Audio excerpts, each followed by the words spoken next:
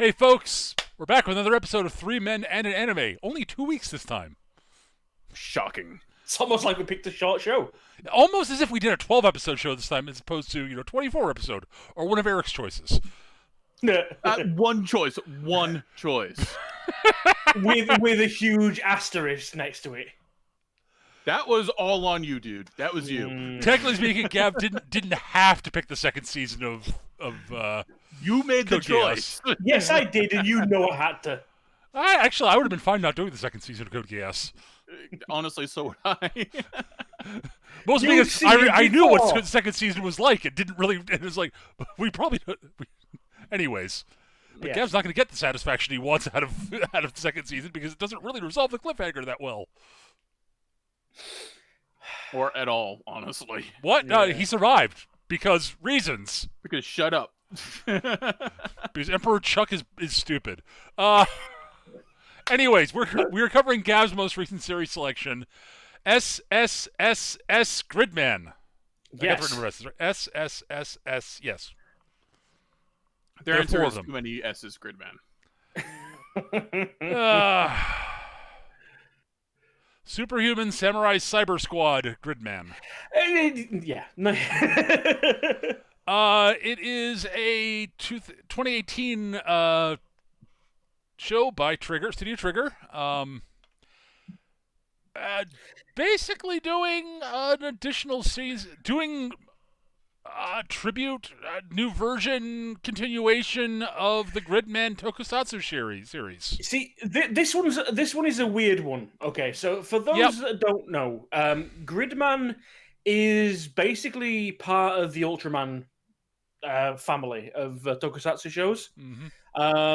Little normal dude turns into a dude in a suit and then grows to massive size and fights kaiju.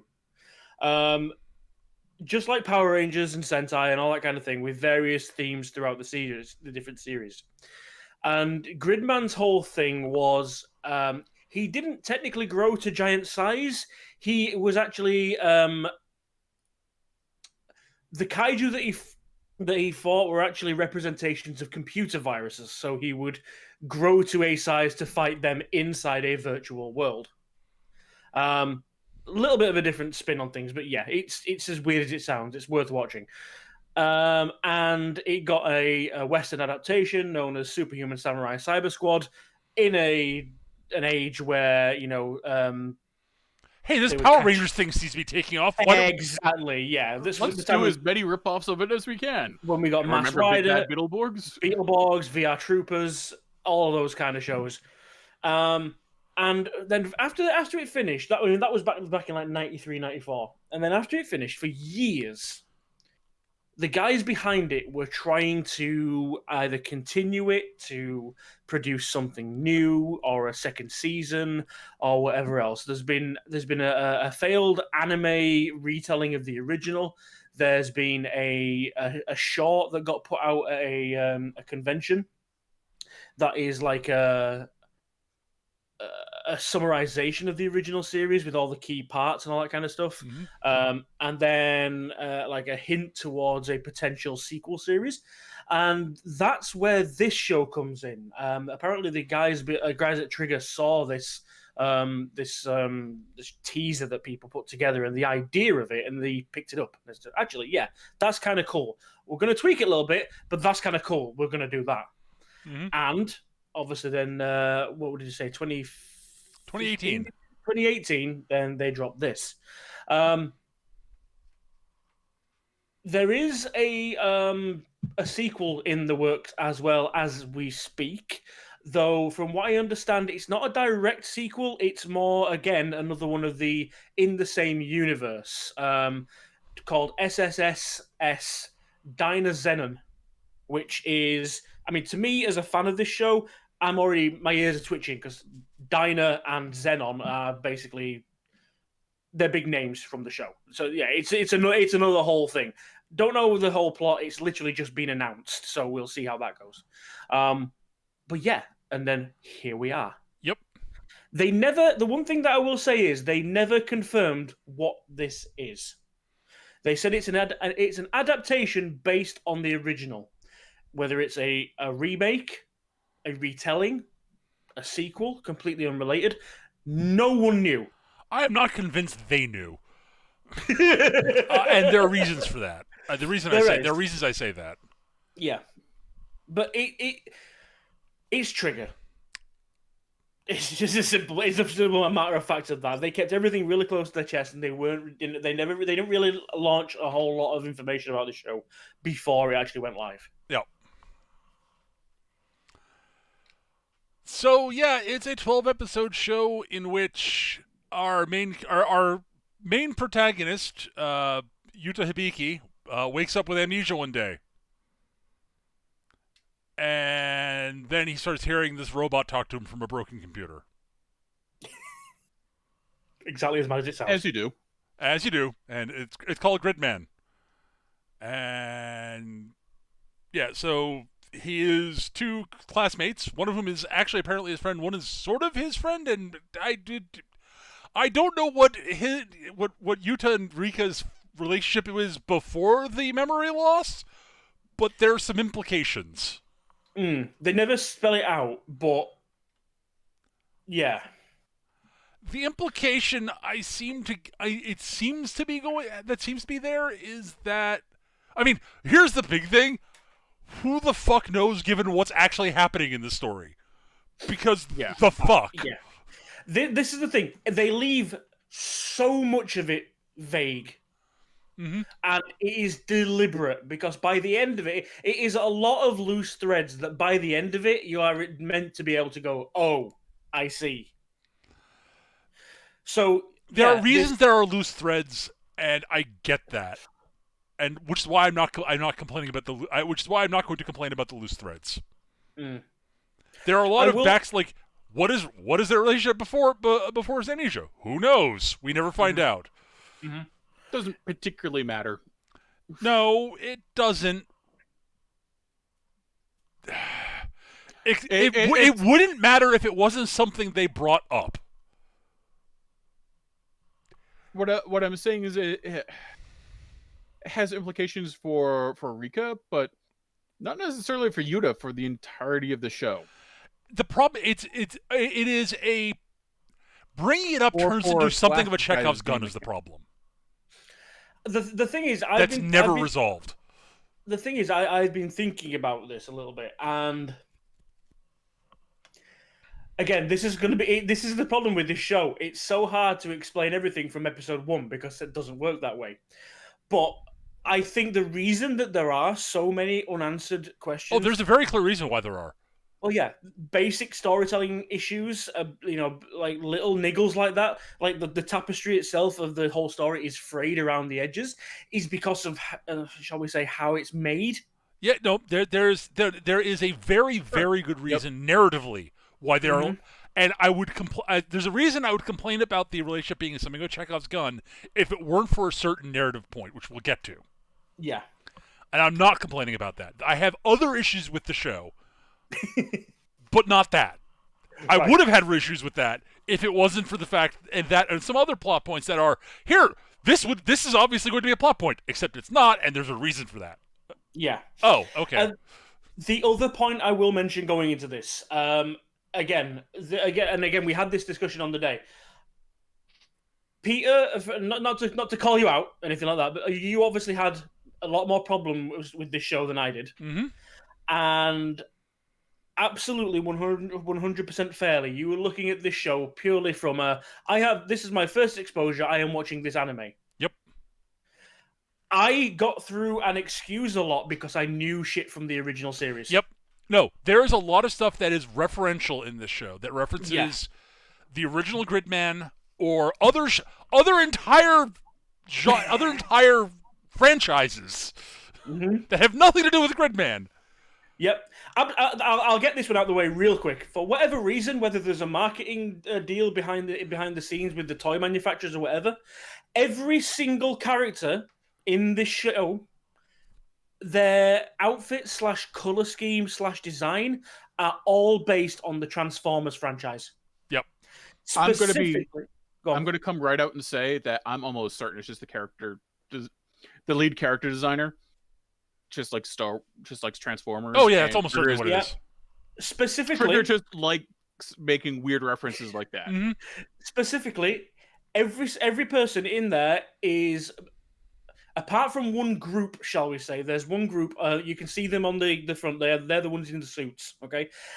Everyone in the show is based on specifically a very obscure variant called Shattered Glass, where it's the mirror universe, if you're a Star Trek fan. The Autobots are the bad guys, the Decepticons are the good guys.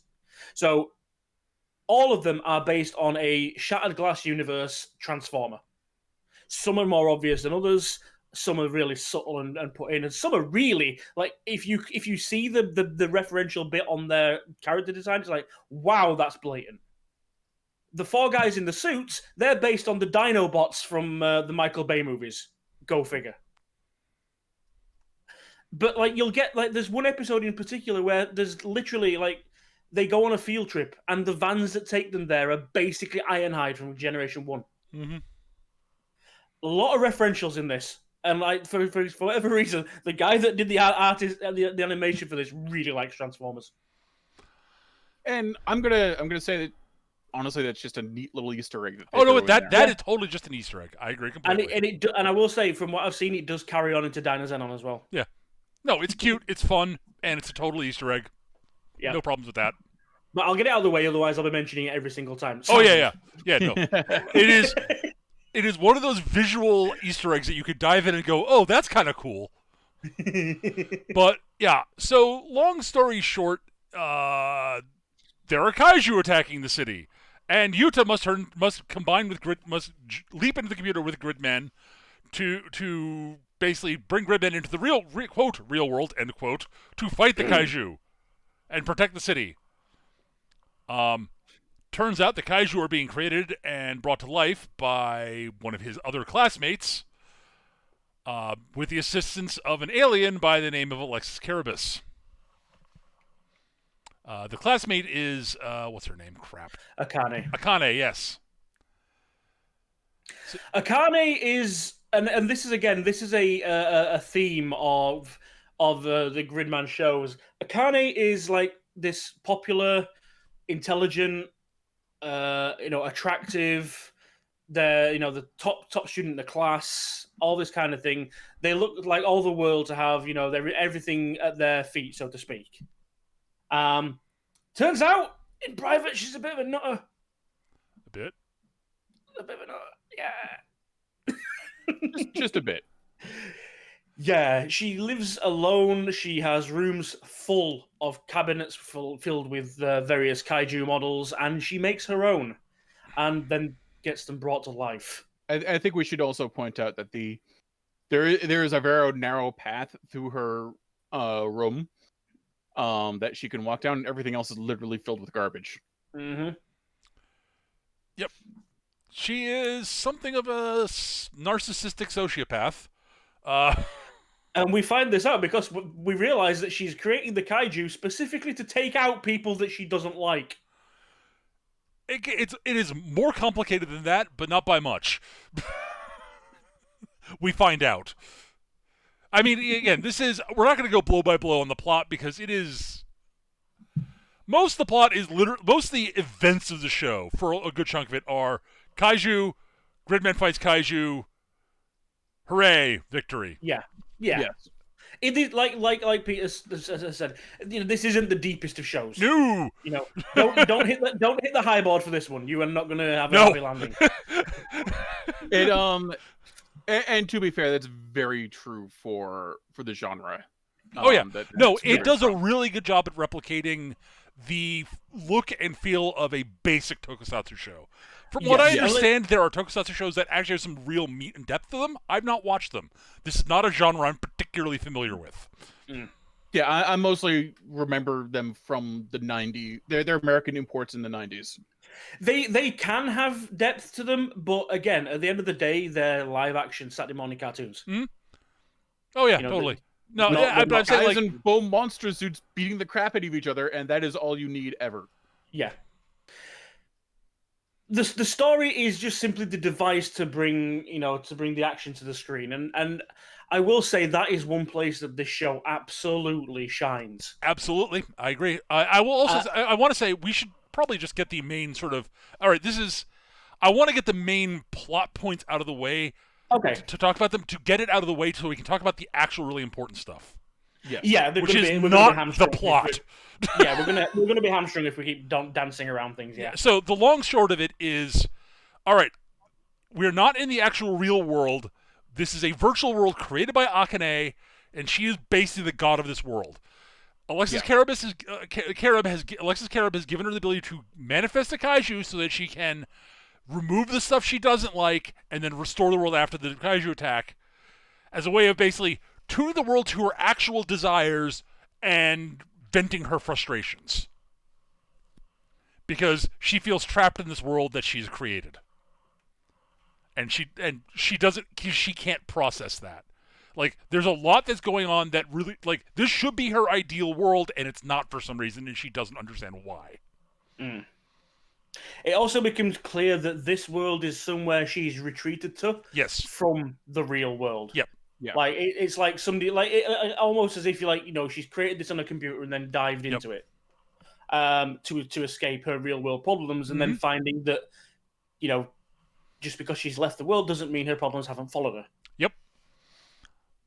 Boy, that would have been a really cool show topic to really dive into in a show, wouldn't it? Mm. We don't. No. But that's not what the show's actually trying to do, and I'm okay with that overall. I'm okay with that, and it does do once this reveal is made, it does do a little bit of poking at that issue. Like entire episode to a frustratingly shallow level for me. Yeah. Sure, and I'm going to justify this. They're teenagers. Teenagers are by their nature shallow. They haven't developed enough to be terrible. Which is, again, this is what I was mentioning when we were dancing around earlier. But like, yeah, okay, the relationship between Rika, the classmate, and the kid Yuta, their relationship is ill-defined and not really gone into. And the world, you realize up to this point, the world does kind of seem a little bit empty. There's a couple of token people walking around, but it's not really alive as such. And you realize, it's not, because she didn't program it that deeply. She's just thrown this world together, and she's put a little bit of effort into it. But no, not everything isn't always fleshed out. Yep. There are frayed ends and loose strings, and not everything needs questioning because the characters aren't programmed to question it. The characters something I actually really like, because this at first comes across as just general animation corner cutting. You're not going to fill the streets full of people you're going to have to animate. Yeah. Time consuming and expensive. So it's using one of the limitations of the medium to help sell the story, and I like that. Mm-hmm. I actually like that a lot. Oh yeah, totally. I totally agree with you on that. But yeah, so, and as we go along, like Akane creates different kaiju. She creates one sort of independent, free-willed one called Anti, which can do basically, I can roughly copy Gridman's powers. To perfectly counter him and beat him, and he does get a victory early, but after that he gets his ass kicked repeatedly. For the most part, the kaiju are literally almost mindless weapons of destruction. They are not free. They are not free willed in any way, shape, or form. They are They're basically manifestations of Akane's rage, basically.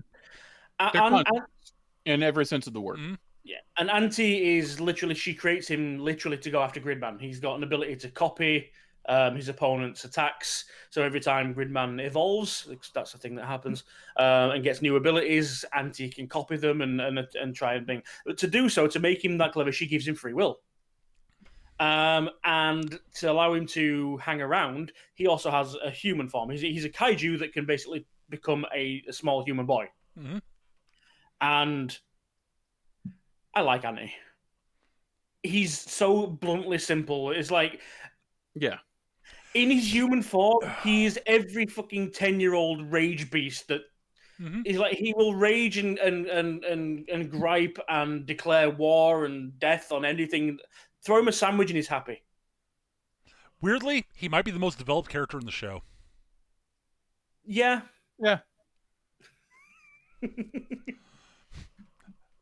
He certainly has the most growth. He has growth, Yeah. which is not something you could say about anyone except kind of Akane. Akane, yeah. Kinda. I'll say Akane has a fair amount of growth. But that's the thing.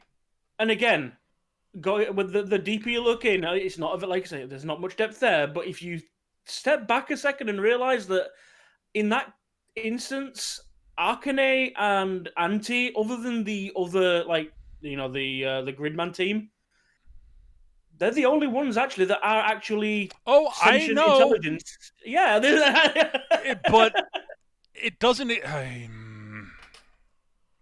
It's a clever conceit to get around having to write actual characters.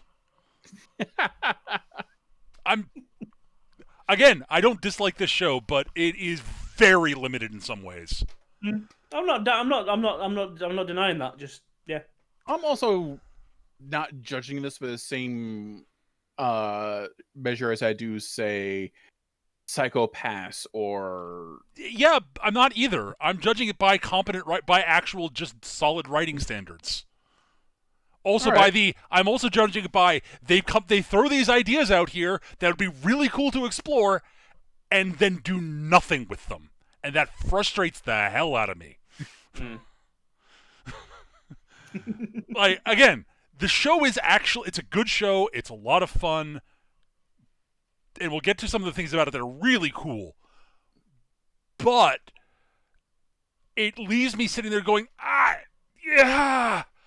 Why do you taunt me with these ideas and I know Trigger can do things with ideas like this. They've done it before. I don't know what you're talking about. Looks at Kill la Kill. Or they could just go to space because aliens.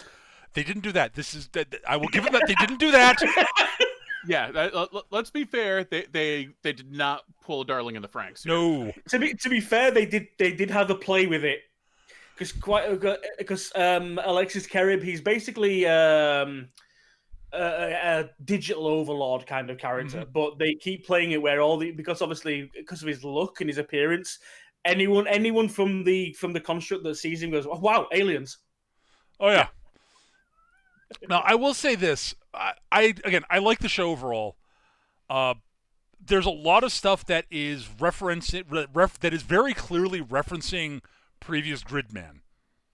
If you have not seen previous Gridman, a lot of this stuff will just, well, at least for me, left me like, okay, I guess that's referencing previous Gridman stuff. Yeah. I have no idea what this is because I've never seen it. Sure, I didn't have as big an issue with it because I haven't seen or remember anything about Gridman. I may have watched it. I don't know. It was the 90s. It was a terrible time that no one enjoyed. Could be worse. It's true. Could have been the 80s.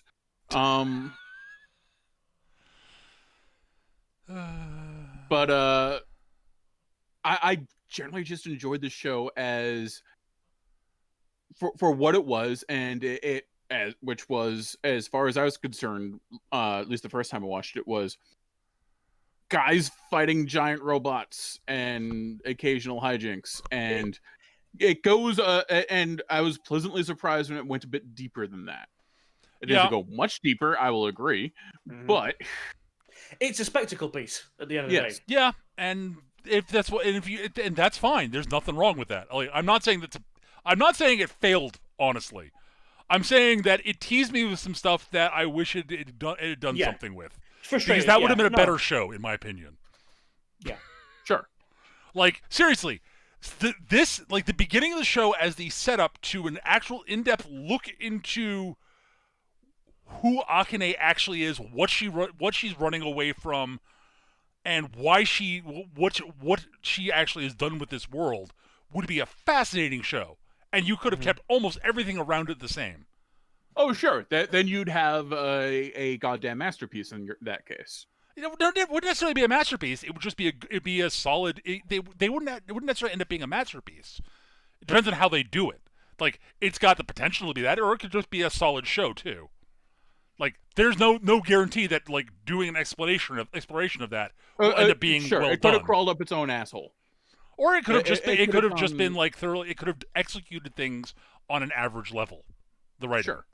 like that's what I'm sort of saying is there is room to have done more without being like light years better. It just needed.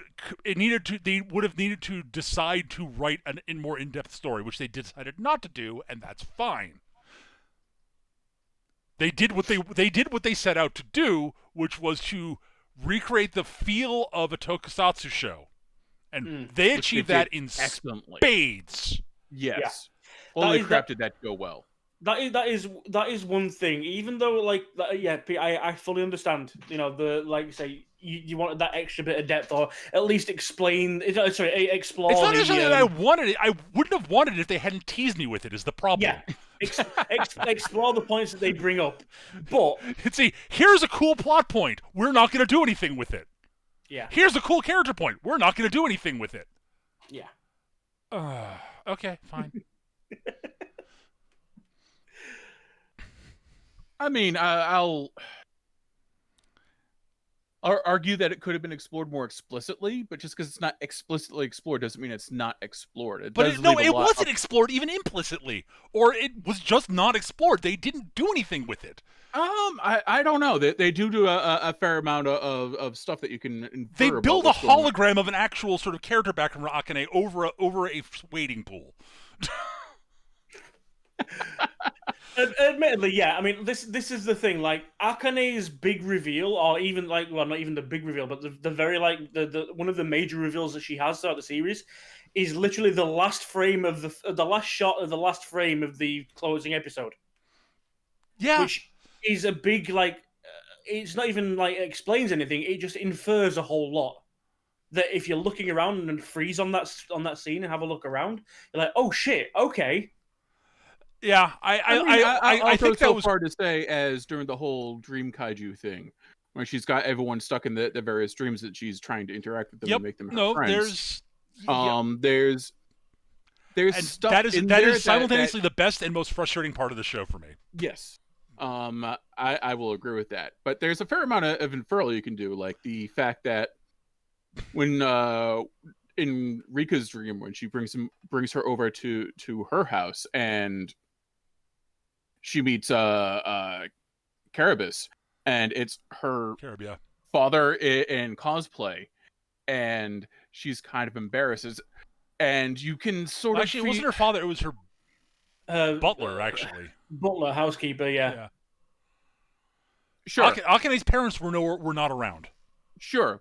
But let's look a little deeper there. Like, you can easily infer that this is a recreation of something that happened in real life, and a family member, like an older brother or their parents or something, embarrassed the living fuck out of her with cosplay. Maybe. That is a stretch, Eric. I'm sorry. I don't think it's that big of a stretch. It's a stretch. Honestly. I don't think it's that big of a stretch. Yeah, I think it leaves the audience the whole thing is a way to create her own perfect world, and then she doesn't explore shit that fucked her up. I mean, come on, man. That's not. Doesn't try to fix terribly embarrassing things that there are vagaries, and yeah, you could say that. I mean, it can go from both sides. You know, it could be that they're deliberately leaving things for the viewer to infer. And yeah, okay. Sorry, I am not convinced of this. The writing is not that smart. I'm sorry. Well, that's what I was going to say. You could look at it that they are trying to leave things vague because you've got to infer them yourself because this is her world that she's created. Or you could look at it from Peter's point of view that it's just, bad writing. It's not bad writing per se. It's lazy writing, I think. That's not fair either. I was going to say that's not fair. That's not the. I'm struggling for the right term. And I'm also largely playing devil's advocate against Peter here. Yeah. So. I get that, Eric. the fact that they are showing they are aware of the things that you're complaining about by putting those teasers out there in the first place. I think they're just. I think they think they're more clever than they are. Is what it boils down to. I think. Maybe that's the impression I get. I could be wrong. Now, I will say this flatly. A...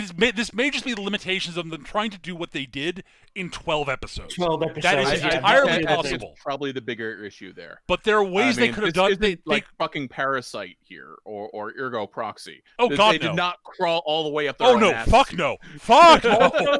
Also I think they think they're more clever than they are, but they don't think they're the smartest kid in the room either. They're aware of some of their limitations, given that they have 12 episodes to work with. I get that. But, like, we've seen 12-episode shows that have gone into exceedingly deep dives on this sort of shit. Oh, absolutely. And you don't have to go Madoka Magica deep. No, but that was the reference I was going to make. Actually. But you don't. But you could go that's a full 10-meter diving pool. You can just go for a normal swimming pool, and not a wading pool. I'm also going to point out, as in support of Peter's point here, that sometimes in 24 episodes you could completely drop the ball and just shit all over your carefully drip-fed world building and plot points and just throw it all out the window because fucking aliens were in space now. Giant mecha waifu.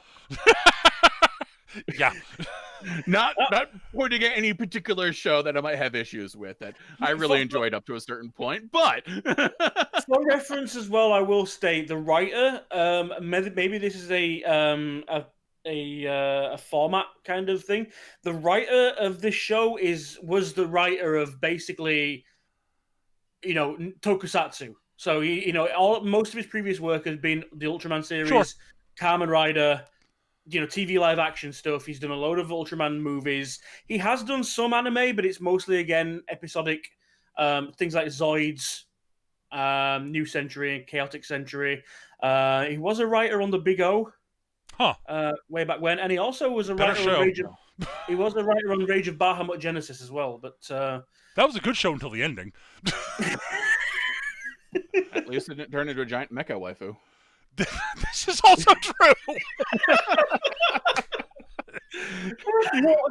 Don't darling in the Franks this whole episode. I will say this: as much as I'm sort of he was already big on that explains everything as Ash points out in the chat. Yeah. Yeah, no, again, I will say this, I think the Big O is better than this, but that's because Big O is really good.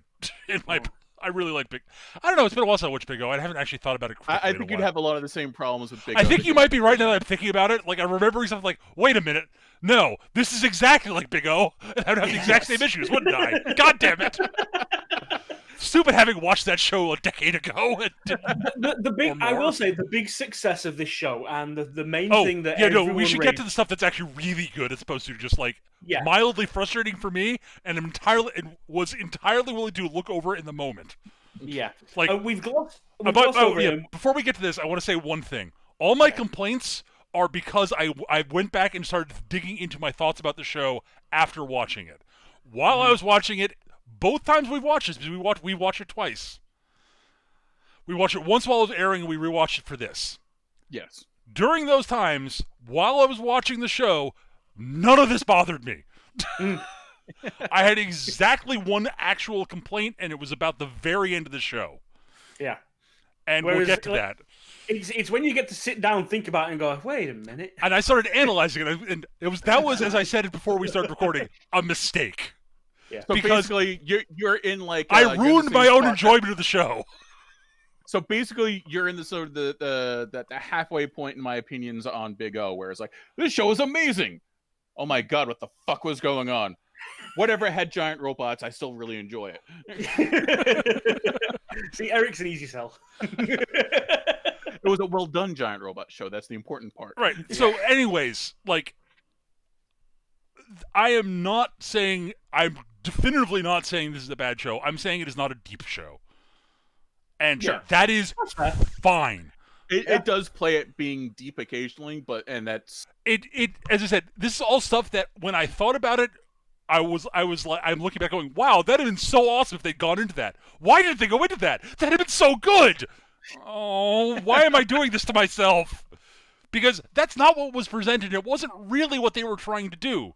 What they were trying to do, they largely succeeded at. Yes. And in no small part of this was fucking the animation team hits it out of the goddamn fucking park in the show. Oh, the fact that they got a writer, this is what we're going to say, the major success of this show, And the thing that everyone, if you've never like looked at this show, and the first thing anyone will ever say to you is, "Good Lord, the animation work in this show." Trigger absolutely annihilate this, because they got a writer who was pretty much, a tokusatsu writer. Hang on, was that correct? Is that Tokusatsu? Yes. Tokusatsu, yeah. And they do so much in this show to remind you of that and capture the feel of that tokusatsu in pure animation. Oh my god. You could be forgiven for thinking you are watching dudes in suits. The first time we watched this, Eric and I sat there. I remember Eric was sort of commenting on this, and I was having sort of similar feelings. The animation felt off compared to normal action anime. Mm-hmm. And then it hit all of us. Wait a minute. They're replicating the movement, the way things move on an actual tokusatsu show, the guys in the rubber suits. Yep. Yes. Like, the first episode, the first monster that you get is fucking glorious. Oh my god, so good. It's got this big neck that comes out with this clearly blind, googly-eyed head with with fangs that clearly has no fucking like actual senses, and it's just, but it sort of absolutely feels like a fucking Godzilla monster, and it's amazing. Yeah. The neck and head don't move the way a neck and head would move on a monster when it's walking. They move like a rubber, sort of a flexible sort of arm coming off of a torso rig on someone in a costume behind it that sort of bounces slightly as it walks forward. The head bounces. You can tell the pendulum of the head is basically what's causing the sway of the movement of the neck. Mm-hmm. There's no actual conscious control in the head. Like Eric said, it's not looking at anything. It's got a face. It's got eyes. They don't do anything. It's so good. Except throw fireballs, but but like literally, you sit there, you look at it, and it just feels wrong. You can see where the guy would be sat in the torso block. The second you put your mind to it, the spaces where that are intentionally put in there, so I could pull his arm out of the arm of the suit and put it into the neck for when the head needs to move around, the mouth needs to open. Right, like it is literally the second you actually look at the monster and envision a guy in the body doing the movement and the puppeteering of the head, all of a sudden the animation makes complete sense and it becomes fucking brilliant. My personal favorite is like episode 3 or 4 with the podcasters. The kaiju for that, like it's one of the more abstract ones, but you can still see there's supposed to be a guy in this suit because it's got these tentacles. Yeah. But the way the tentacles move, it's clearly like you can see the joints in the arms, and where the arms end and the tentacles start flopping over. Yeah. It's so good. And the way they animate Gridman is fucking brilliant. Yes. Exactly the same way they did it in all of the tokusatsu shows. Even Power Rangers, when they had the odd episode where the Ranger themselves would, like the Green Ranger stuff, all they would do, and exactly the same way they film the Megazords, they would have dudes in suits on stage doing the actions, and then they'd slow it down. Yep. To give the impression of size, all they do is slow down the action by like 0.25. The scene, the bit in Gridman where they do the thing where he's first emerging from the computer and he does that sort of growing into full size thing. Yes. Where it's literally a shot of Gridman, zoom in a bit, another shot of Gridman, zoom in a bit, another shot of Gridman, zoom in a bit. So it looks like grows a chunk. Yep. And that is lifted exactly. And that is exactly how they do it, and it did in actual tokusatsu shows. It's so good. Or the bits where Gridman first manifests, and he drops slowly out of the sky and thuds. It's like, this is clearly just some guy jumping down. They've slowed down to like quarter speed. Yep. So good. But even the little touches, like if you've ever watched like Power Rangers, you'll know they always do the thing, because these are dudes in huge bulky suits that can't quite move right, can't quite see right. The first time like the two of them clash and try and grab into each other, they inevitably miss. And take a moment to like reposition their hands and all, and they even animate that in this show. So good. He goes to grab this monster, and like obviously he's got his arm in the wrong position, so you see him like pull back and reaffirm his grip. It's like, oh god, the level of detail here. Yeah. And like The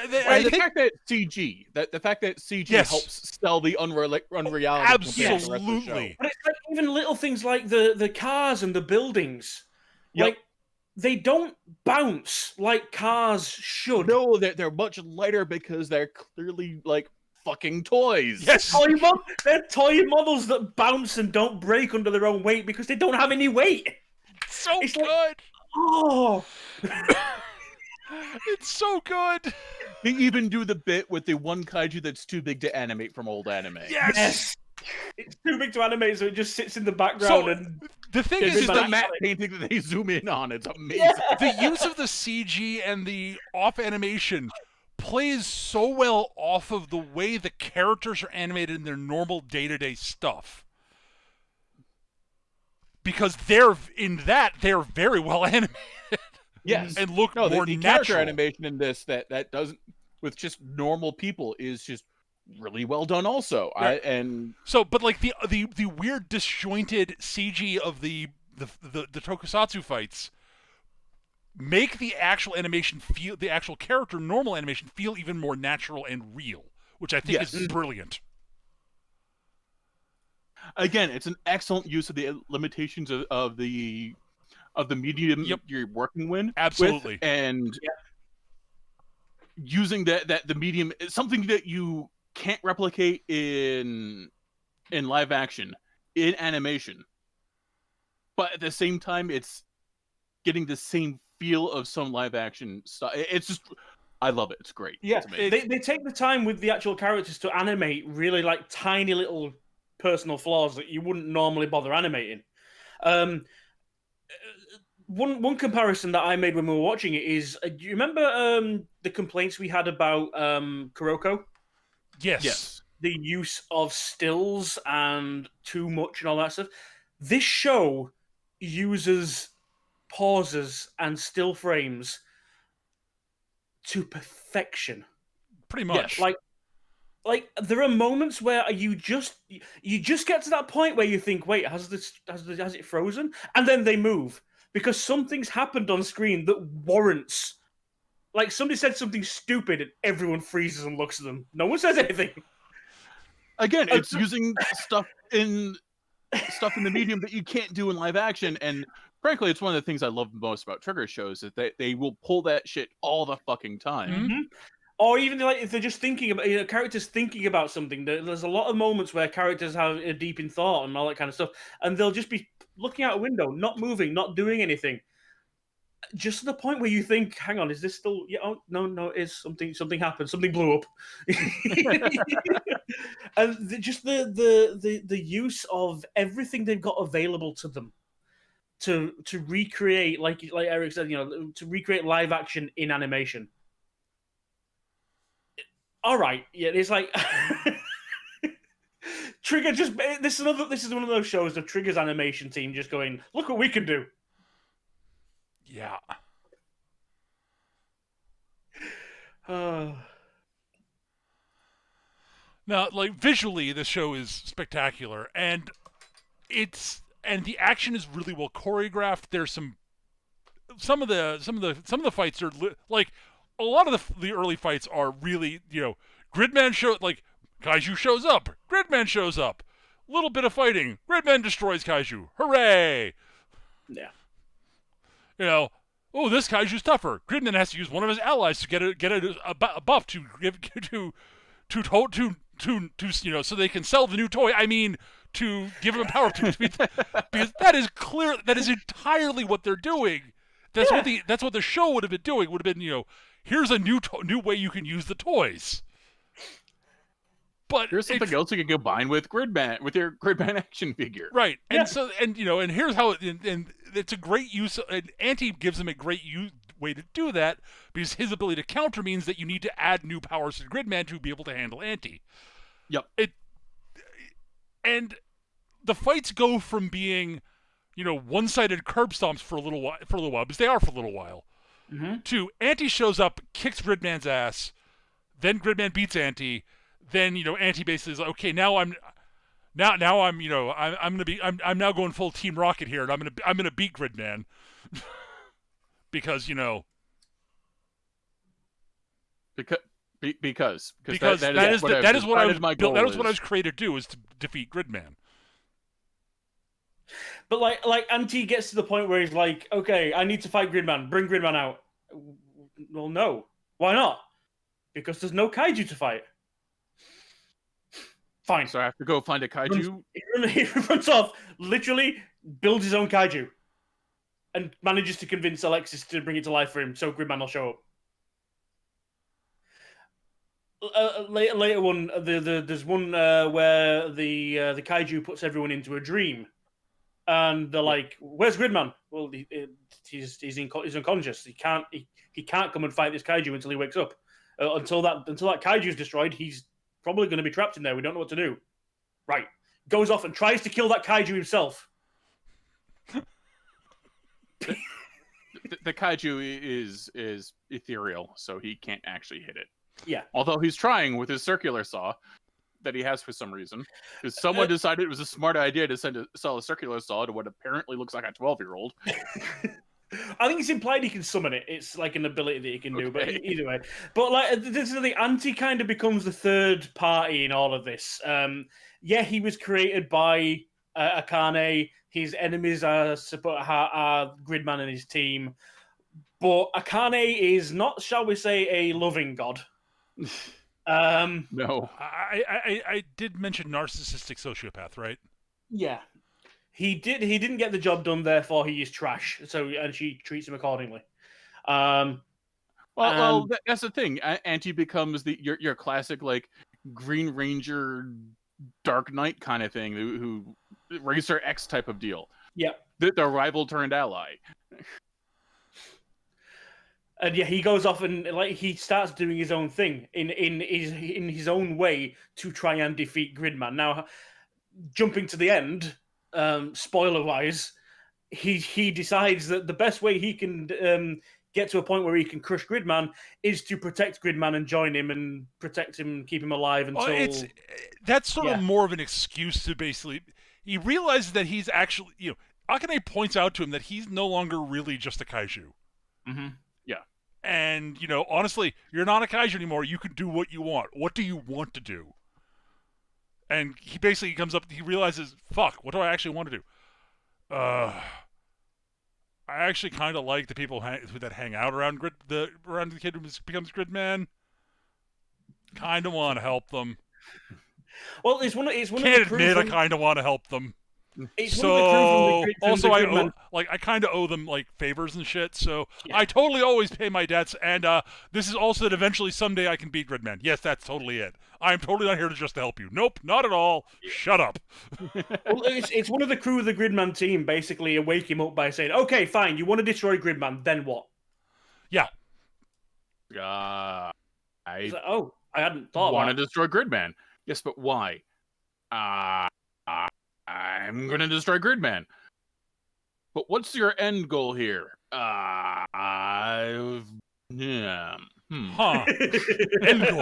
End goal, you say? All right, then.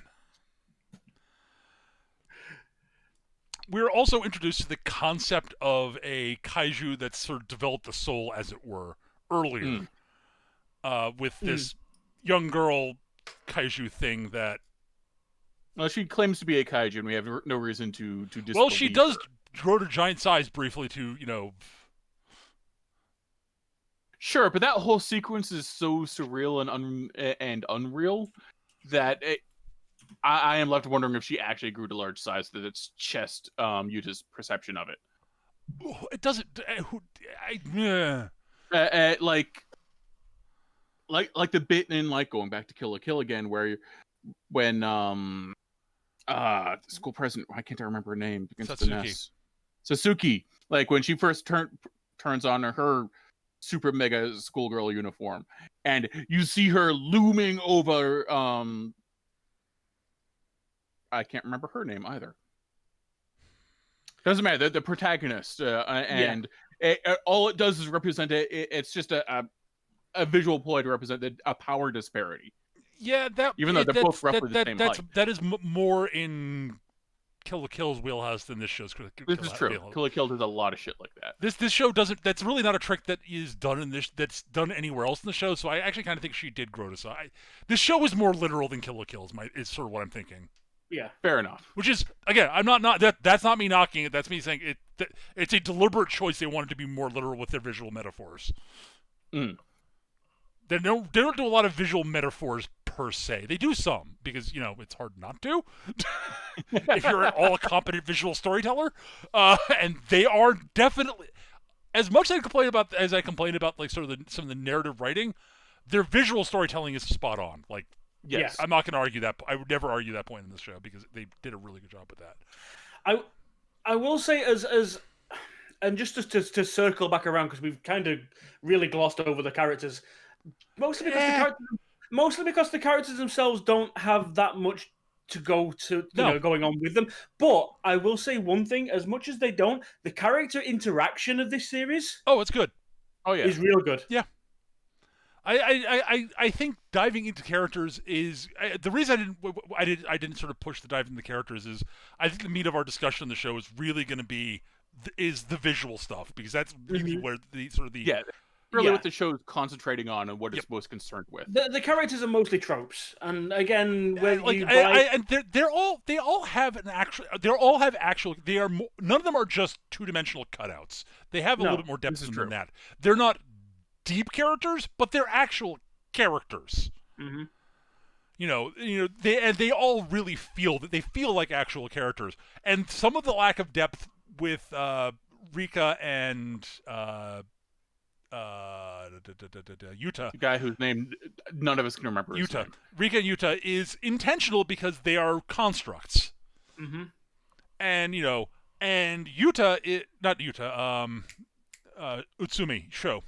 Yes, thank you. Utsumi. So Yuta starts out a blank slate because he's got amnesia, and then it turns out that he's actually Gridman. And so we don't really see the fully realized real Yuta that Akane meant to create. Program. Yeah. Right. And we I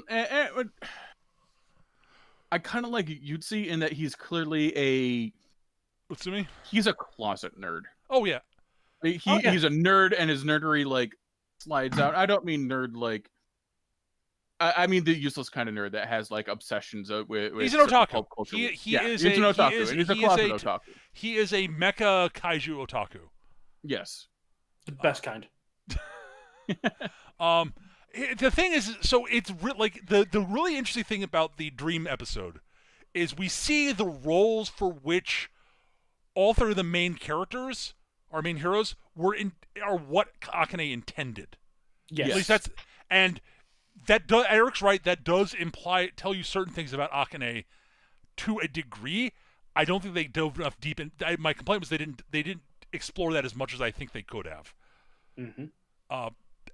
But again, so it's really clear that Utsumi was supposed to be her kaiju loving buddy. Yeah. Her fellow kaiju otaku. Rika was supposed to be her best girlfriend. not so subtle implications there. Right. And Yuta was supposed to be her boyfriend, like the guy she liked. Kinda, sorta. Mm-hmm. Mm-hmm. Yeah. And the Dream episode, like basically, like almost, the episode in question is it's almost like a restart of the entire show. Mm-hmm. The framework of this episode, it's Akane using this kaiju to watch the dreams of these three people and program those dreams to see how it would have worked out if things had have gone her way. And yeah, so Yuta spends all his time with her. They become really close. At the same time, Rika hangs out with her, and it's cool, and everything's again, they're close, and they spend time together, and they get really know each other and the implications. And I refuse to make the internet any more thirsty than it already is. And Utsumi, yeah, she gets the friend, who can enjoy her hobbies with her. the problem that Akane has is she's obsessive. So each of them are 100% all the time at the same time. Well, again, she is a narcissist. Mm-hmm. So like, it's all through the viewpoint of what is good, what she wants, and it has nothing to do with them as people. Yeah, which is what why they can do for her. Yeah, which is why each one of them eventually wakes up because, you know, Yuta, realizes that, yeah, okay, spending time with you is cool and all that, but there are other things I have to do. There are things that only I can do that I have to commit to, and he leaves. Where she, obviously she wanted his attention 100% of the time, all the time. There is nothing outside of her. Same with Rika. She realized that, it's cool and all that, but you've got all these other friends. You're expecting me to stay like 100% devoted to you at your beck and call when you decide that you want me to be your friend at that particular time. And, any other time, it's like, okay, well, I'll just be on call. And then with Utsumi, he's literally like, he's the everyman. He's like, okay, this is really cool. You're super rich. You're super popular. You're super hot and famous. You want to be my friend, and you're taking me to all these really fancy stores, and you want to hang out with me, and you want to watch DVDs with me of all these things, and you're buying me all this stuff, and it's great, but this isn't real. This isn't, shit like this doesn't happen in real life to anyone, especially people like me. It's too. It's the whole Matrix thing. This is too perfect.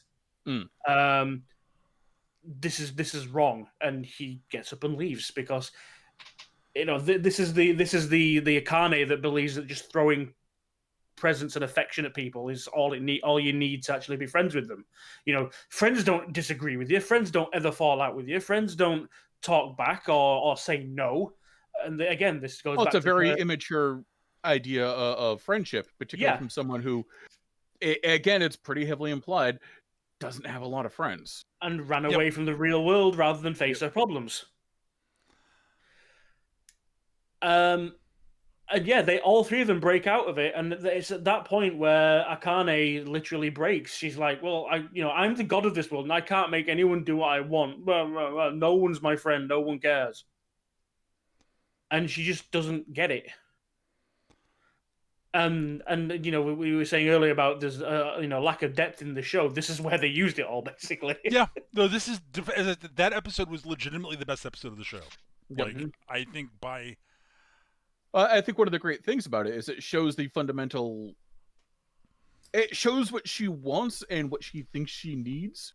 That's what she wants is not the same as what she needs. There's a reflection in it though as well. I mean, one of the bits towards the end, like there's a scene where Utsumi has a bit of a crisis of conscience, so to speak, where of everyone there, you've got Yuta, who is the hero. You've got Rika, who owns the store. Well, her mum owns the store where the computer and the base of operations is, basically. And she's really also Yuta's emotional support. And that part of it. And then you've got the Gridman team around them that are useful parts and actually go in and fight as well and do this and the other. And Utsumi is basically saying, well, who am I? What do I do? And he's like just kicking himself and like really beating himself up about, he's useless and he's not this, that, and the other. And in a complete mirror to Akane, they Rika and Yuta just basically turned around and said, "You're a friend. All we want you to do, all you have to do is be there. You don't have to, do something other than your friend is asking you to be there. Be there." And it's that simplistic, like, look at friendship where, it's not about who does what. It's about just, like I said, just not to keep parroting it, but it's not about who does what or what's the benefit of being a friend, which is what Akane seems to be hooked up on. It's just the fact that you're friends. Be there. Yeah, and also, the other thing is that he's also, of course, selling himself short in a few ways. Oh, absolutely. Sure. Like, his knowledge of kaiju stuff. He's the genre savvy guy. Yeah, he's the genre savvy guy. It turns out. He's like, well, if this was the Ultraman series, this would happen right now. It happens. Okay. But I believe one of the Gridman team asked, okay, and what would happen in Ultraman now? And he's like, well, this would happen. Bingo. Yeah. So like, can kaiju be people? And it's like, well, if this is an Ultraman series, it's totally like in genre. Yeah. What, really? But he has this thing where he starts beating himself up because he, up to that point, again, spoilers and everything, up to that point, no one's really gotten hurt. So it was just, oh my god, my friend turns into a giant robot and I could fight monsters. This is cool. And he starts beating himself up that he's just been excited to see people fight and buildings get destroyed and everything else. And now there's actual consequences where he's like, oh shit, I'm such an asshole. Yeah. There's a great bit where he and Rika have a fight because Rika doesn't want to take Akane down, but even though because they're friends, and he's like, you just don't want to fight your friend. Just that she doesn't want to fight Akane. It's also that she doesn't want to she wants to see if there's a way to solve the situation without a big fight happening during the school festival, where a lot of their classmates and friends could get hurt. Yeah, because that's one of the main things about these kaiju attacks. What tends to happen is the city gets reset after the attacks. This is all, again, a plot point that's set up as something that Akane has already dealt with. When things get destroyed, the next day when people wake up, everything's reset, except for the people. Yeah. What tends to happen is and this is how we establish Akane at the beginning, like some really minor infringement, like somebody bumps into her and she and forgets to say sorry. Or the very first one we get where the volleyball club are messing around in the classroom. She's handing Yuta a spare sandwich she's got because he's forgotten his lunch. And the volleyball, they lose control of their ball. It knocks the sandwich out of her hand and squashes it on the floor. She has the volleyball team killed because of that. And when the team they come back the next day because they keep the memories, but no one else seems to. Everything else resets. They're like, okay, so where's so and so? Where's the volleyball team? We don't have a volleyball team. Wait, what?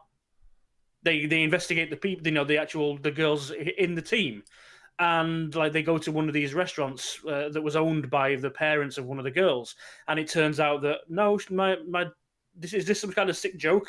What do you mean you saw her in class yesterday? She died in middle school. And they just get completely lifted out of the world and rewritten. Sure. And but where I was going with that, it is she doesn't want to go against Akane because she's her friend and more. Because he's actually more perceptive than he thinks he is, and calls her on it. But it's completely oblivious to the fact that the reason that he wants to fight the kaiju is because he wants to see a big, giant fucking kaiju fight. Yeah. And it takes a little while for them both to realize, oh, shit, I was the asshole. Yeah. His argument for it was very much... the way he called her out was even more asshole. Oh, he was an absolute asshole. Yeah. Oh, yeah. But that was also in keeping with him because he's probably not the most... socially adept, despite being the most perceptive of them. Yeah, no, I agree. I just want to be clear on that point. He was an utter asshole about the way he did it, but she was being slightly unreasonable about it. Also, fighting the big monster is the only way to defeat the big monster. And they do come up with a solution that lets them defeat the big monster, which is the only solution.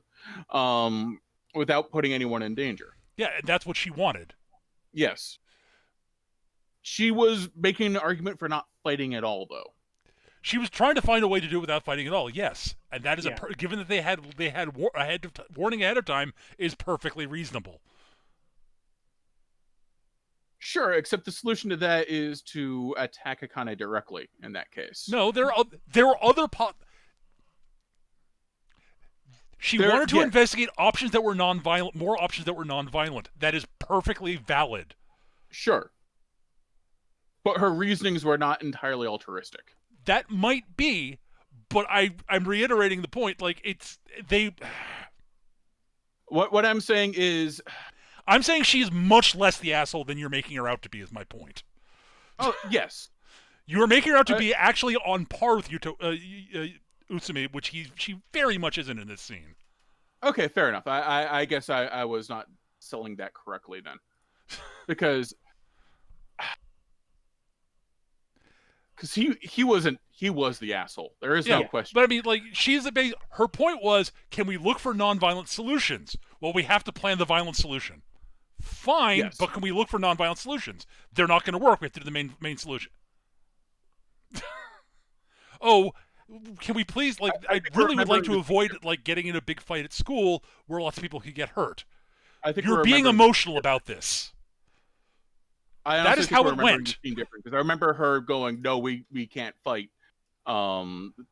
We will find another solution, but we have to plan for the violent solution. No, we shouldn't do that." I think we're remembering the scene differently. There is a part where she literally says she won't fight. I remember that because Tanka has to have a conversation with her about it, and you know she's saying sometimes it's something like she just says she doesn't want to fight or she won't fight. She won't carry on like this.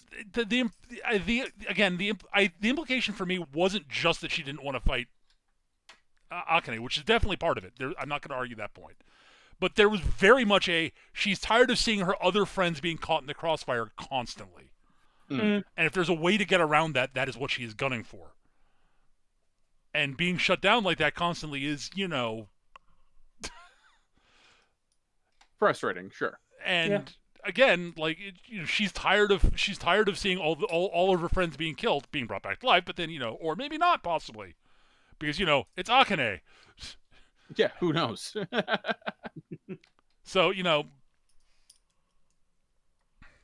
also, it also turns out that, Akane kind of programmed things so that people don't want to go up against her. Right. So, there is that issue also. Which I don't think is something that we're fully, that the party is fully. No, they're not, because they didn't dive into. They didn't. That is an implication that I am reading into the show. That is never said. That is never actually said or really implied, but is pretty clear to me in my opinion. It is pretty clear, yes. And again, it's one of those things I think would be really cool to have explored, but was not. I would not say it's strictly necessary, but God, that'd have been cool to explore. There are a lot of really cool ideas that would have been really neat to explore, but they didn't for various reasons. But the long and short of it is, we get the big final confrontation. Alexis Carib eventually turns Akane into a kaiju. Because this is where this was going the whole time. Yeah. Right. This is the thing with, again, this is more referential to the series as a whole. It always boils down to a digital overlord offers power and a perfect life to a gifted child with an ego, or just straight up sociopath, whichever way around. And eventually is basically manipulating this person to get their own way, because it's always the way of evil overlords. And yeah, what he's basically trying to do is get Akane to a point of despair, where he's manipulating her, because that's how the kaiju are created. The stronger the despair, the more influence he can give them, the more power they've got. And Akane gets to a point where she's in such a desperate situation where he can actually turn her physically into a kaiju. Which is probably one of my favorite kaiju designs, not gonna lie. Oh, it's a really cool kaiju design. But the whole point behind all of this is, it turns out the whole reason Gridman is here is to basically save Akane from herself. Yeah, well, this is the thing. It's Alexis Carib is essentially, again, he's essentially a computer virus. Oh yeah, and he moves around to different systems, finds a target or something. The way he phrases it is something interesting or of value in this world. Uses it up, drains it, and gets all the satisfaction he can out of it before moving on. And that's exactly what's happened here. Gridman's come in to chase him down, and something's happened begin the season. Something's happened to split them all up, and Gridman lost his memory. Begin the season. Yep. And as we get to the point, we get that point there towards the end of the season where Akane has been such that desperation where she's full of self-pity, full of woe. Nothing's gone the way she likes. She's come here to avoid all her problems, and they've just followed her, and everything's the same. And even though it's her world, it should be perfect, and it's not. And God, what's the point in anything anymore? Poof, now you're a kaiju. Pretty much. So yeah, big final fight, and in which Gridman wins. Basically, he defeats the Akane. They actually, between him and Anti, they free Akane from the kaiju. At which point, Alexis basically absorbs her and kaijuifies himself.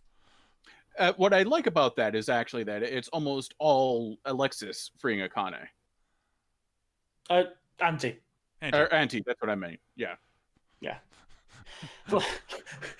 Like literally, Anti goes, because they do this thing where, and again, this is a common thing with tokusatsu shows, when it's an actual person, a consciousness, the hero has to go inside the kaiju to find the physical person, and Anti actually goes inside this kaiju to find her, and finds this mental plane where she's just sat wallowing in her own self-pity. She looks up at him, he's like, oh, of course, it was going to be you. It was very clear she was hoping it was going to be Ryuta. Yeah. Or it's going to be Yuta. Yeah. It's like, okay, and it's not Yuta. Oh, it's Anti. Of course it's Anti. Of course it's Anti. Of course it's Anti. The way everything's going, of course it's Anti. It couldn't be what I actually want. But the thing is, it's a really clever way of doing it, because Anti, obviously, they stress the point. All the kaiju were created from her own heart, her own desperation, her own, despair.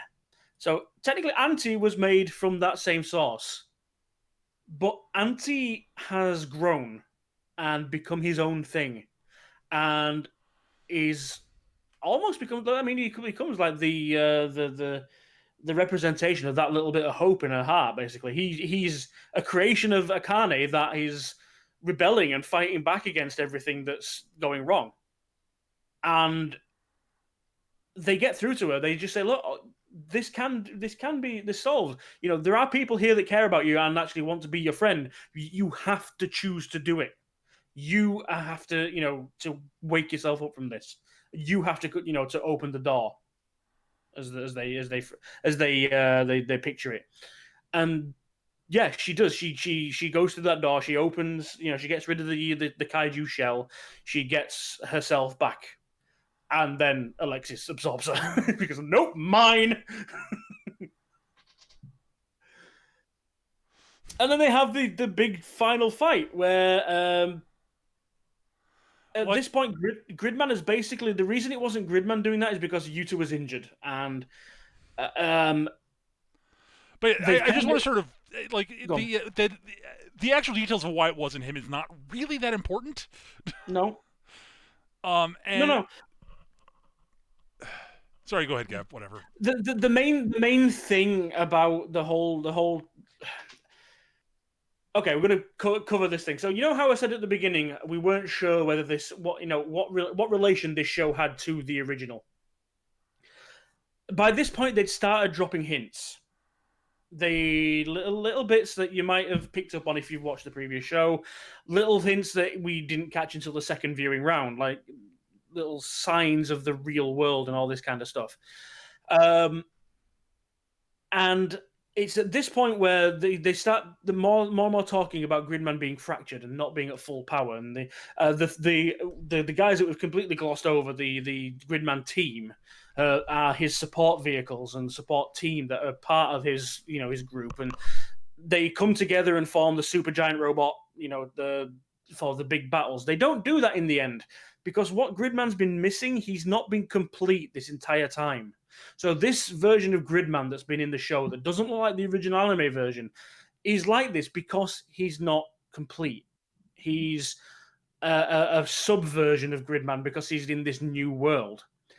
And for this big final battle, when Alexis does absorb Akane and Gridman goes to fight him, they finally get everything working. The computer that generates them is powered up.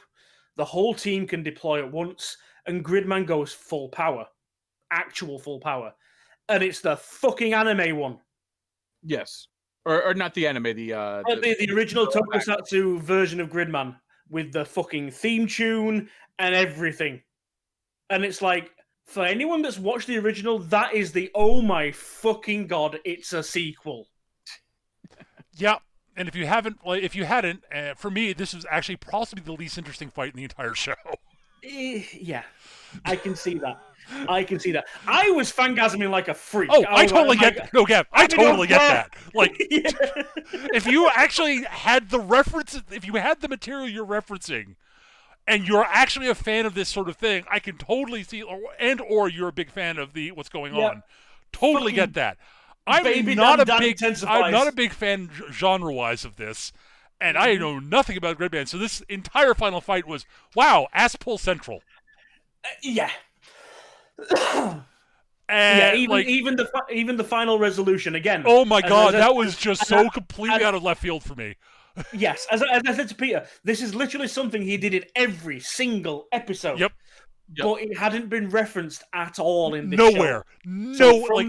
Actually, I can say the one sort of quasi way it was kind of referenced is in Akane's repair kaiju she had set up. Mm-hmm. And it's sort of Gridman sort of apparently has the same ability these kaiju have. Where did he get it? Why does he have it? I don't know. Oh, it's because Gridman is supposed to have it from the get-go. They just never explain that in the show at all. Yeah, so again, the premise of Gridman is he went into computers and killed computer viruses, and then would use an ability to repair the damage that was done. Right. I'm fine with that. And if they'd established it, if they'd even hinted at that earlier, I'd have been completely okay with it. As it is, I'm fine with it because it's in genre anyway. The ass-pull victory weapon is entirely in genre. Yes. Which is one of the things that, and that's how I when he pulled out the reconstruction beam, I was like, oh, I think I did see an episode or two of this. Oh, okay. Yeah. Right. Whereas I'm sitting there going, wow, that's an ass pull. I will say this.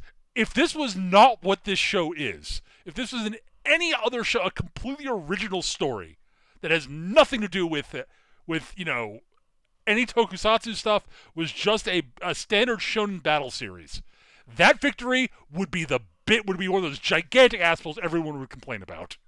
Oh, yes, absolutely. Oh, yeah, absolutely. As an anime standalone on its own, yes, absolutely. But again, it gets to lean heavily on the fact that it is referencing something that existed before, in which this turns out this is actually an important part of it. B, it is leaning heavily on, this is, if you've seen anything of this genre, this sort of, even this kind of ass-pull victory is kind of par for the course anyways. Yep. So it's okay, I'm willing to lean with it, and they did at least have if they'd had any implication that Gridman had of course he shouldn't have had he would my thought process, not knowing this is what he'd done before in the actual original show, was, oh, he's copying what the repair kaiju are doing. Cool, I guess. I wish they'd hinted at that, but no, that's not what he did. It's just an ability he's always had. It's yeah. He's just relearned how to. That makes a lot of sense. I wish I'd known that this was, a thing. Yeah, no. Oh no, I get it. Yeah, because like I said, this is the first time in this. It's the first time in this show that he's ever been the full Gridman. Yep. So that's why he got his full ability back. Yep. But again, zero explanation of this. Yep. Could have used a little more explanation, a little explanation of that somehow. All you had to do was have him try and do the ability earlier, but it not work. But then again, he didn't have his memory, so he didn't know he had that. I know. I get there's so much about this that is them sort of being clever.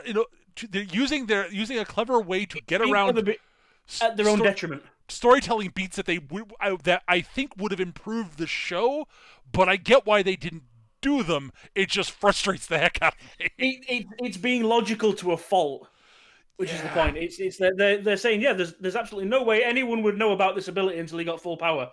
Then how do we explain it and introduce it? Well, he just does it. He got his memory back and now knows what. Like they don't even really say. They never flat out say he got his memory back and how to use all his abilities. Like that's it. If they just like, oh, I remember how to do some remember some abilities I've forgotten I had. That one sentence would have helped a lot. Yeah. There's no Chekhov's gun for the reconstruction beam, is what it boils down to. Oh, no. God, no. No, there's no setup at all. And again, unless you watch the original. And yeah. and as I say, I am not using that as an excuse. No. Again, I don't think it's a major problem, honestly. I think the issue with this is that it is on its own. It's being presented as a standalone. And as I say, because they didn't really want people to know whether it was a sequel or a remake or whatever, they kind of left everything a little bit overly vague. Yep. And it is very much a love letter to the original series and all that kind of stuff. But for somebody like yourself that's not familiar with it and coming in cold, I absolutely get where you're coming from. But like they hit it out of the park in so many other categories. I don't really mind that much. Yeah. I the asphalt reconstruction beam. Even if I was completely like, it was the thing that made me remember that I had seen the show previously. And that's cool. That's actually really cool.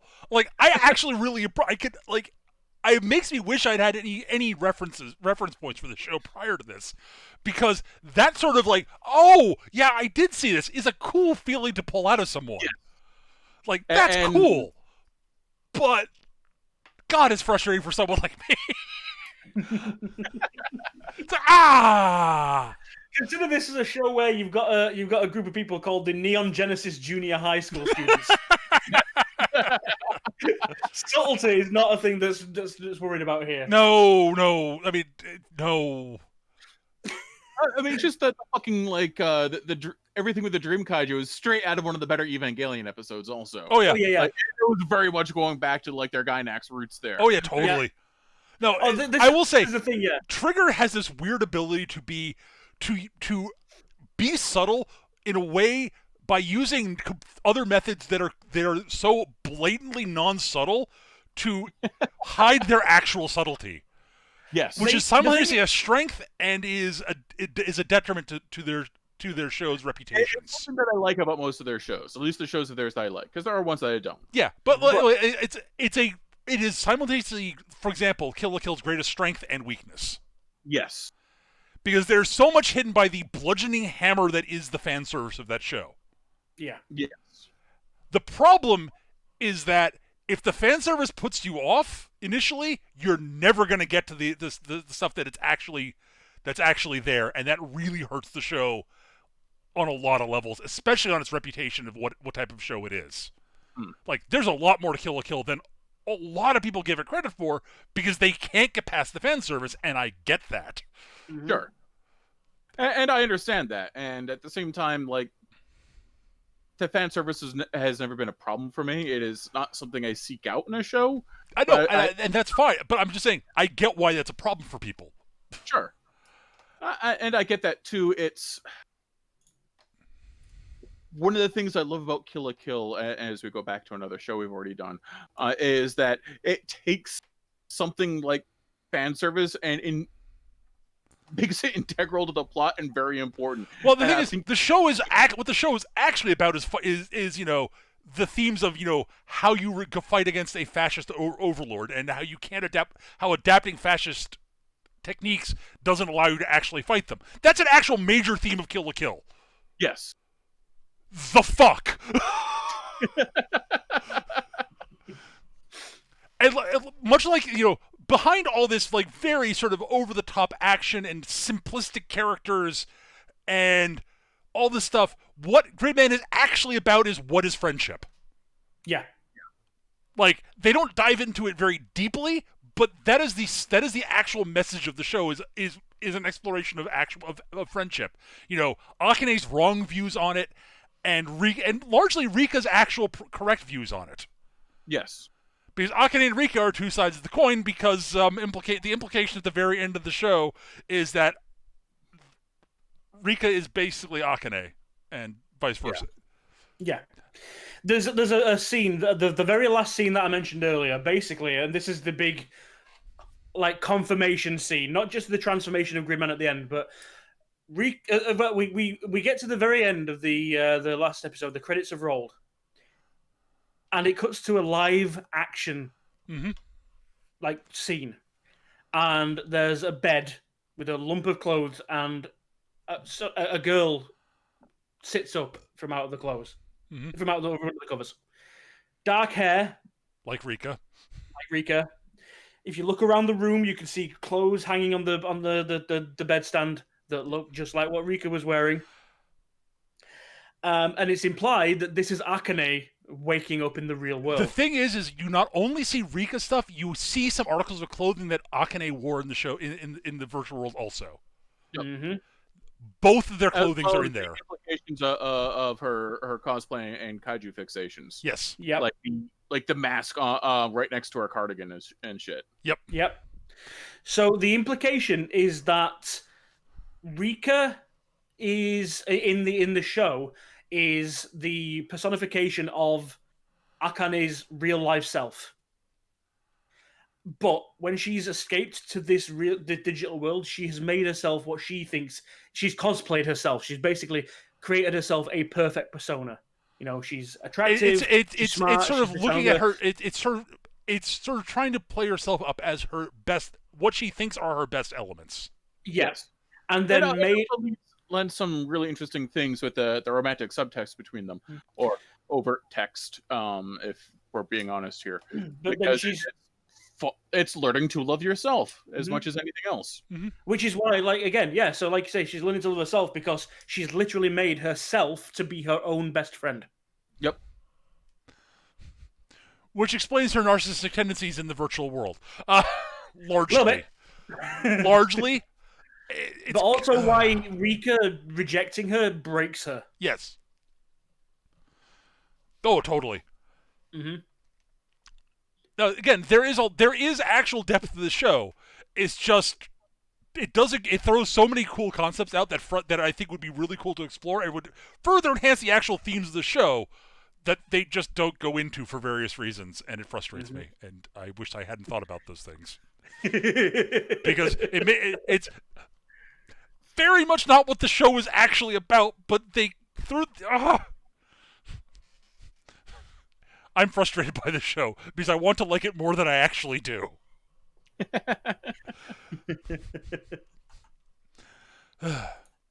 But yeah, so basically, they repair beam the city and capture Alexis Carib, and Gridman leaves Yuta's body, and Akane goes back to the real world. After Rika tells her, "Yeah, I'm your friend. I want to be with you, but the worst thing that could possibly happen is that actually happens. You have to accept who you actually are again. Is the basic implication. And that's when Akane wakes up, basically. And that's basically where the show ends. And it's an interesting show.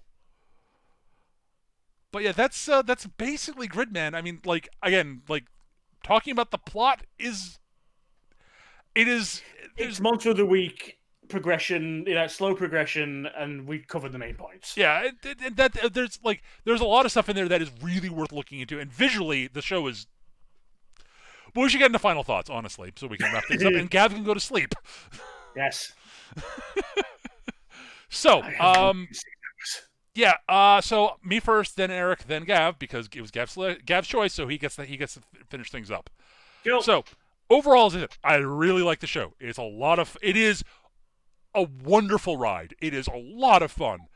And as long as you don't try to overanalyze it the way I did, and I'm not saying don't analyze it, I'm saying don't overanalyze it. It's got limitations, accept those limitations and focus on what it does well, which is it does visual storytelling really well. It has a good story about what actually, good friendships and bad friendships are like. And oh my god, the visuals are amazing.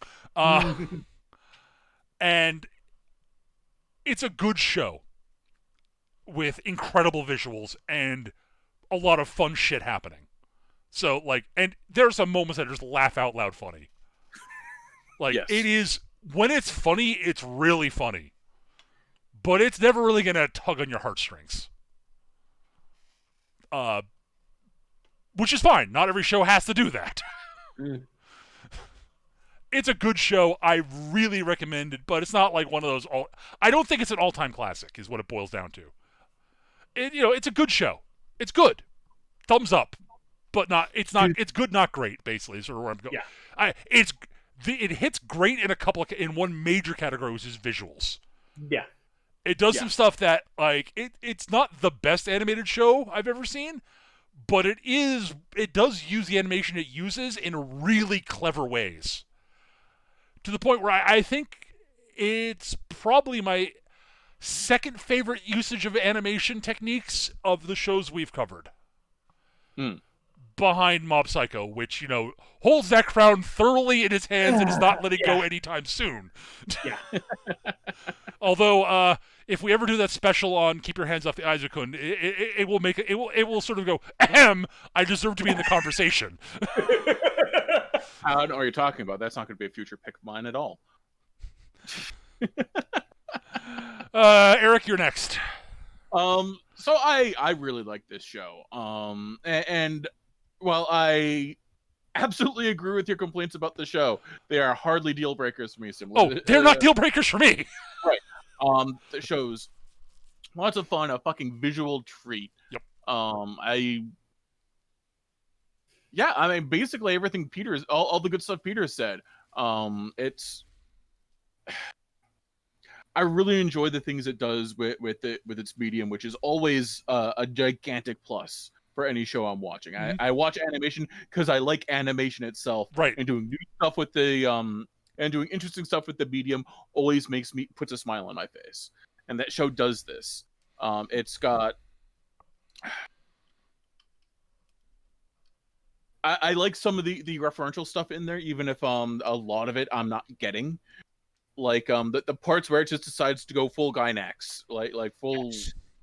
Yes. I just adore, right down to like Gynax posing to like this totally isn't fan service. Nope, we're just showing a shot of her thighs during a conversation because to like bizarre unreality exposition dumps like in say Evangelion. I love all of that shit. I say totally go give it a watch. If you're looking for something super mega deep, it's got just enough depth for you to go, huh, that's cool. But not if you go dig too much deeper, you're not gonna end up in like Psycho Pass or Madoka Magica or Kill la Kill territory. Yeah, fine. Totally, absolutely. If you want actual depth, like an actual deep show that we've covered, we've covered some deep shows. Eric just mentioned a bunch of them. There are a couple other ones we could probably add to that list, but at the same time, it's deeper than a lot of other shows out there. Oh God, other shows are basically like the kiddie pool is an unfair. It's a full-on wading pool at least. Yeah, like you're not going. It's not like fucking deep sea diving or anything. Oh God, but that's fine. Yeah, you can do a couple laps in it just fine. No, it's deep enough that you can actually swim. I would agree with that. Yes. Absolutely. Especially, I would say that it's one of those pools that starts out very shallow and goes to the point where you can actually swim. Yes, but you really don't want to dive. Yes, that's an excellent description of it. Yeah. I mean, you're not going to need a pressure suit to go to reach. You're not going to want to dive. Let's be real. Yeah. But you can swim around. If you want to jump in like Cannonball, fine. You can swim around in it and look at it a bunch of different angles and then find new ways to appreciate that. Yeah, and that's cool. Just if you want to jump from the side and do a cannonball, you can do that, but the lifeguard will probably yell at you.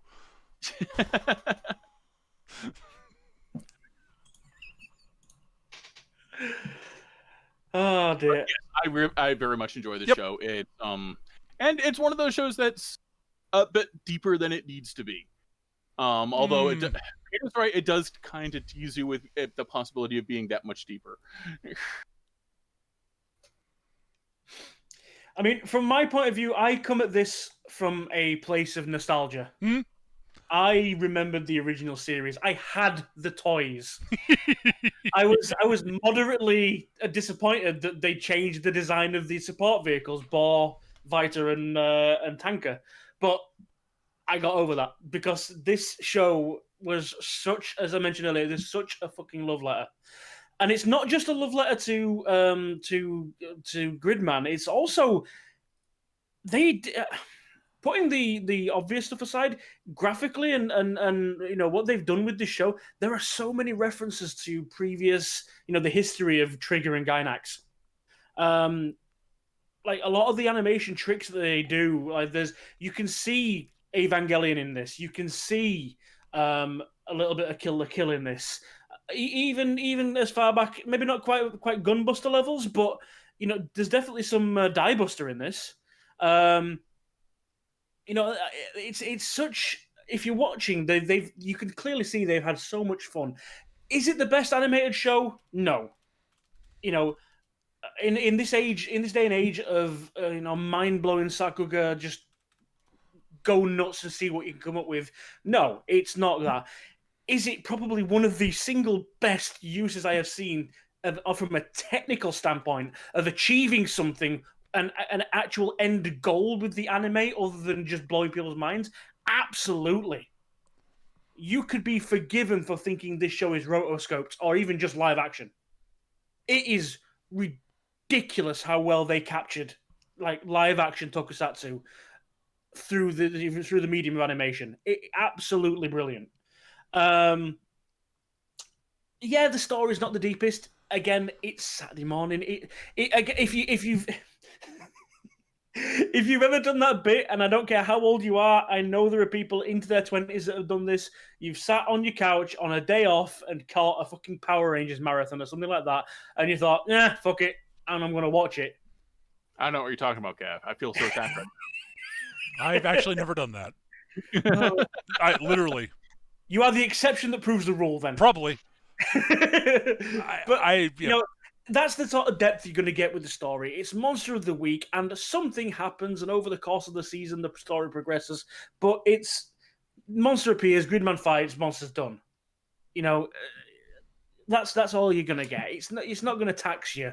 If you look into it and are willing to think about things, then yeah, there is something in there to dig into, but not a whole lot.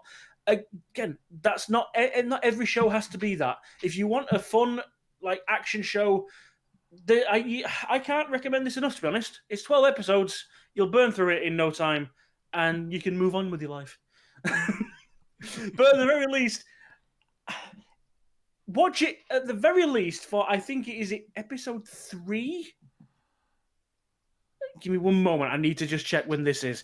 It's the first time that the Neon Genesis guys show up. You know, it might be episode 4. Looking at this, it's 4 because Calibur's 3. 4, when they first use Tankor, or Max as he's called in this, and the first transformation sequence, and the absolutely fucking amazing like use of the rocket punch that he does. Yes. That scene alone is like, oh, that was absolutely beautiful. Like, oh. I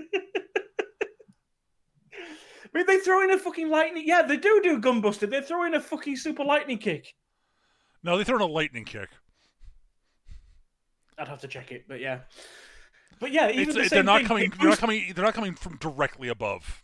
They do. He uses Max. He boosts up into the air and comes back down. It's not exactly the same. Okay. Seems to be, but either way. I'm not giving it that much credit. I'm sorry. I'm sorry. I can only go so far in comparing somebody to Gunbuster.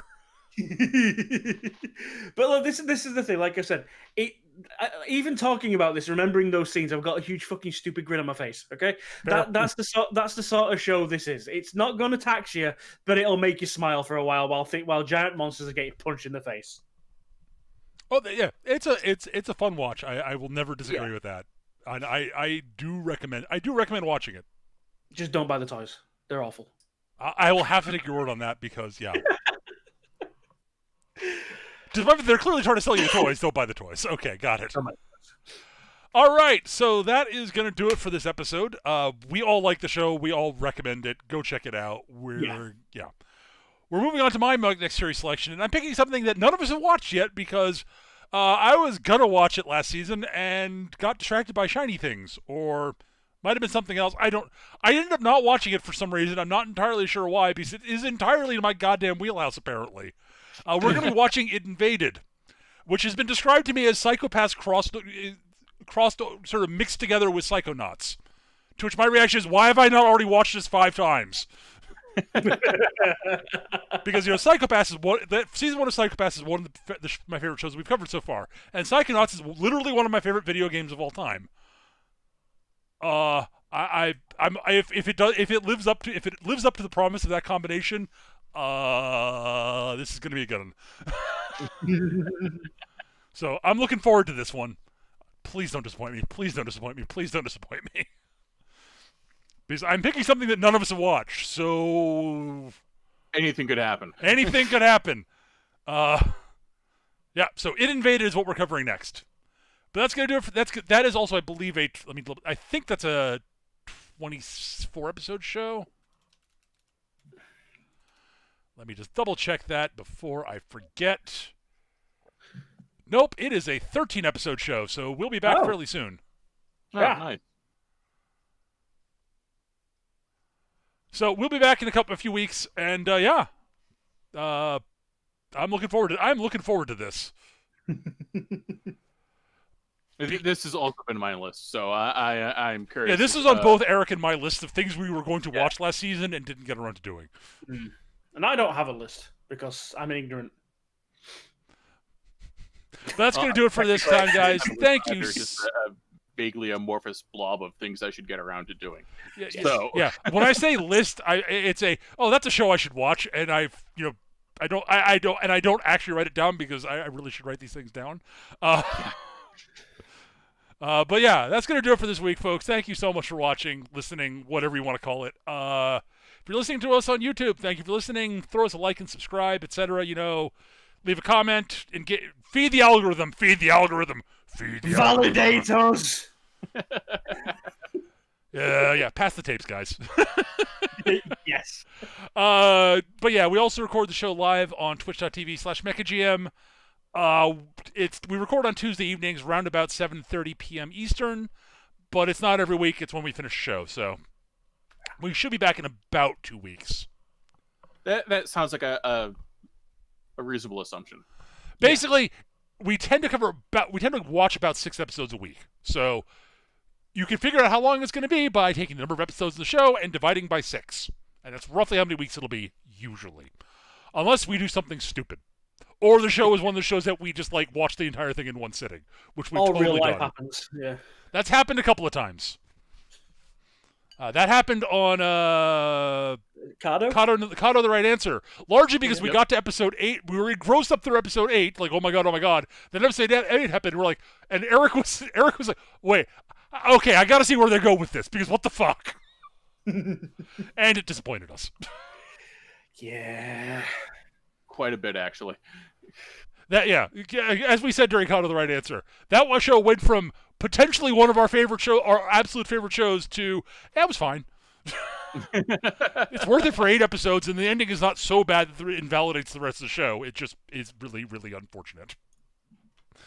But that's going to do it for this week, guys. Thank you for watching, and we'll see you guys next time. Bye, everybody. Bye.